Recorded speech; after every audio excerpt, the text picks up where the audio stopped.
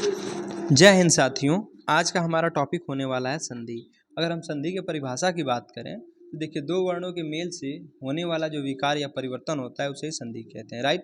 अब हम बात करें संधि के भेद की, तो संधि के तीन भेद होते हैं। पहला स्वर संधि, दूसरा व्यंजन संधि और तीसरा विसर्ग संधि, राइट। अगर पूछे स्वर संधि के कितने भेद, तो स्वर संधि के 5 भेद होते हैं, जिसमें पहला दीर्घ स्वर संधि, दूसरा गुण स्वर संधि, तीसरा वृद्धि स्वर संधि, चौथा यड़ स्वर संधि और पांचवा अयादि स्वर संधि, राइट। तो हमने आपको संधि की परिभाषा क्या बताई कि दो वर्णों के मेल से होने वाला जो विकार या परिवर्तन होगा उसे संधि कहेंगे।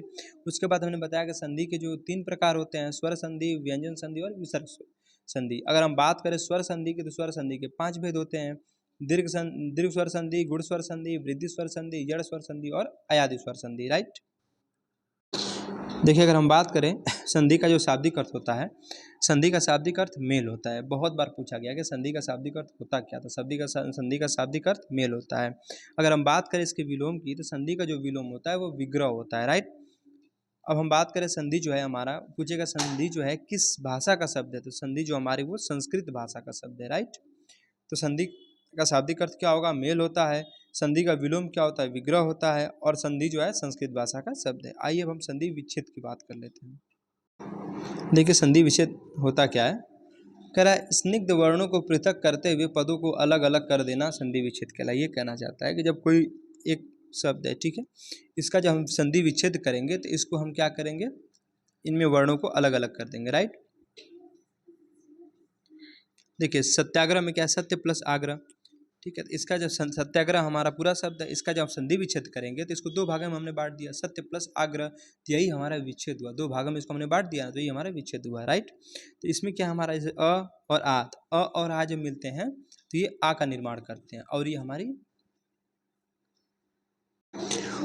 हमारा जो है ये दीर्घ स्वर संधि का उदाहरण है, राइट।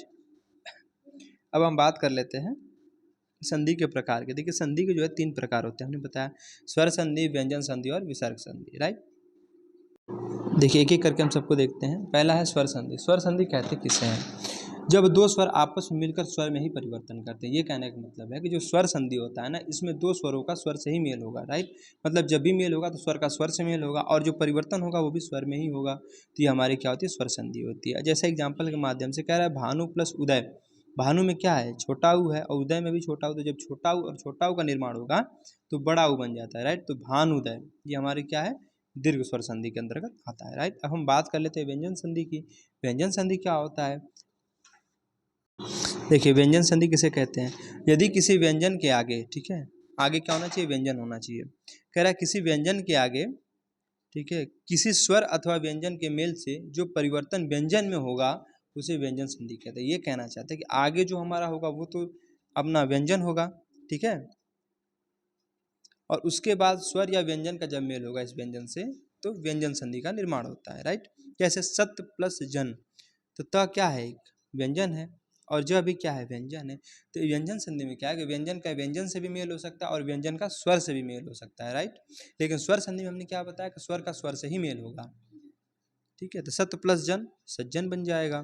तो सत्य प्लस आचार, देखिए त क्या है, व्यंजन है, और आ हमारा क्या है, स्वर है। तो हमने बताया कि आगे आपका व्यंजन होगा, बाद में स्वर होता है, ठीक है, या फिर आगे व्यंजन पीछे भी व्यंजन हो सकता है व्यंजन संधि में, तो बनेगा सदाचार। अब हम बात कर लेते हैं विसर्ग संधि की।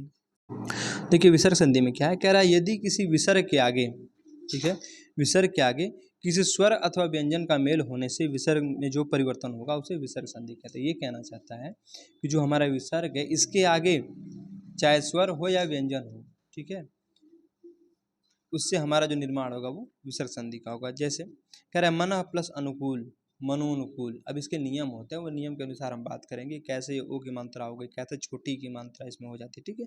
जैसे बही प्लस कार, तो इसको हम बहिष्कार। अब जैसे षष्टकोण सा है, ठीक है, तो ये नियम के अंतर्गत आएंगे, कहाँ षष्टकोण सा हो जाता है, ठीक है, कहाँ ओ की मात्रा हो जाएगी। तो हम इसको विसर्ग संधि के अंतर्गत अच्छे से पढ़ेंगे, राइट।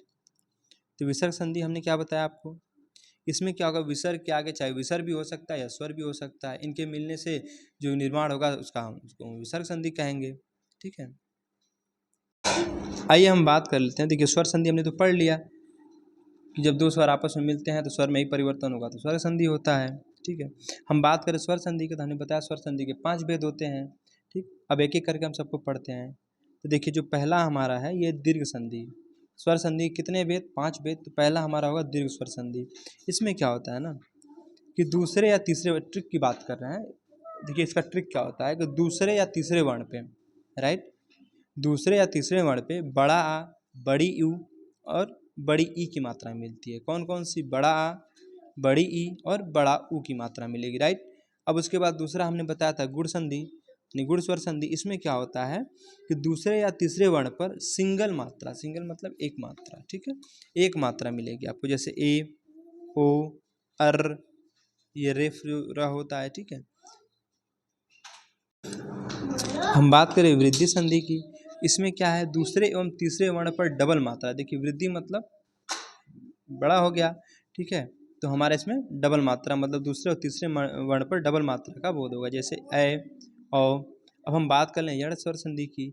इसमें क्या है, शब्द का पहला और दूसरा वर्ण आधा और उसके तुरंत बाद य, र, ल, व होगा। मतलब ये कहना चाहता है जो शब्द है ना, शब्द का पहला और दूसरा वर्ण, ठीक है, पहला या दूसरा वर्ण आधा होगा और उसके जब जो वर्ण आधा होगा ना, उसके जस्ट बाद ही क्या हमारा य, र, ल, व, इन चार शब्दों, चार वर्णों में से कोई एक वर्ण होगा, राइट। उसके बाद हम बात करते हैं अयादी संधि की। सब ट्रिक बता रहे हैं आपको भी।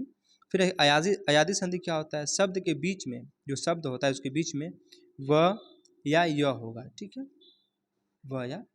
जैसे एग्जाम्पल इसका पवन, ठीक है, ये इसका फेमस एग्जाम्पल है। ये सब हमारे किसके, अयादी संधि के हैं। इसको हम डिटेल से पढ़ेंगे। आइए एक एक करके हम सबको डिटेल से पढ़ने की कोशिश करते हैं। देखिए पहली हमारी है दीर्घ संधि। दीर्घ संधि कैसे किसे हैं? दीर्घ संधि में दो स्वर आपस में मिलकर दीर्घ हो जाते हैं। तो दीर्घ संधि में क्या होता है, मैंने बताया। देखिए तो स्वर संधि का उदाहरण है दीर्घ स्वर संधि। तो हमने आपको बताया कि स्वर संधि में क्या होता है कि स्वर का स्वर से ही मिलन होगा, ठीक है। तो इसमें क्या है, दीर्घ स्वर संधि में कि दीर्घ संधि में दो स्वर जो होते हैं, ठीक, दो स्वर आपस में मिलकर दीर्घ हो जाते हैं। दीर्घ मतलब बड़ा हो जाते हैं, राइट। तो आपको हमने ट्रिक में तो यही बताया था ना कि बड़ा आ, बड़ी ई और बड़ा ऊ हो, तो उसे हम दीर्घ स्वर संधि के अंतर्गत रखेंगे। जैसे देखिए ट्रिक भी हमने आपको बताया था, शब्द के दूसरे या तीसरे वर्ण पे, ठीक है, जो हमारा शब्द होगा उसके दूसरे या तीसरे वर्ण पे क्या होगा, बड़ा आ, बड़ा ई या बड़ा ऊ होते हैं। आइए एग्जाम्पल के माध्यम से समझते हैं। देखिए दीर्घ स्वर संधि का एग्जाम्पल। इसमें क्या होता है कि अ का जब हम अ से मिलान करेंगे तो आ बनेगा, ठीक। अ का जब अ से मिलान होगा तो आ बनेगा। देखिए जैसे एग्जाम्पल में कह रहा है वीर प्लस अंगना। वीर र में क्या है, अ है, और अंग में भी क्या है, अ है। तो अ और अ को मिलाएंगे तो आ का निर्माण होगा, तो बोला वीरांगना, राइट। और देखिए युग प्लस अंतर। ग में क्या है आपका, अ है, और अ तो यहाँ भी है, तो अ प्लस अ बराबर क्या बन जाएगा, अ प्लस अ बराबर आ बन जाएगा। तो होगा यहाँ पे युगांतर। अगर हम बात करें अन्न प्लस अभाव, तो देखिए न में क्या है, अ है, और अ यहाँ भी है, तो हमने बता दिया कि अ प्लस अ, इन दोनों के निर्माण से मिलन से क्या बनेगा, आ बनेगा, तो है अन्ना भाव, ठीक है। फिर देखिए स प्लस अवधान। तो स में क्या हमारा है, स में भी अ है, और अ यहाँ भी है, तो अ और अ मिलके क्या बनेगा, आ बना लेगा, तो होगा सावधान। उदय प्लस अचल, ठीक है, य में क्या है, अ है, और अ यहाँ भी है, अ प्लस अ मिलके आ बनाएगा, तो बन जाएगा उदयाचल, राइट। और ट्रिक हमने क्या बताया कि दूसरे या तीसरे वर्ण पे जो हमारी होगी वो बड़ी मात्रा यानी डबल, सॉरी हाँ, बड़ी मात्रा का बोध होता है। जैसे वीरांगना में देखिए आ है, ठीक, युगांतर में आ है, अन्ना भाव में आ है, सावधान में क्या है हमारा, देखिए आ है, ठीक है, यहाँ पे है। फिर उसका उदयाचल में आ है, ठीक है। तो ये हमारे क्या है, दीर्घ स्वर संधि के उदाहरण है।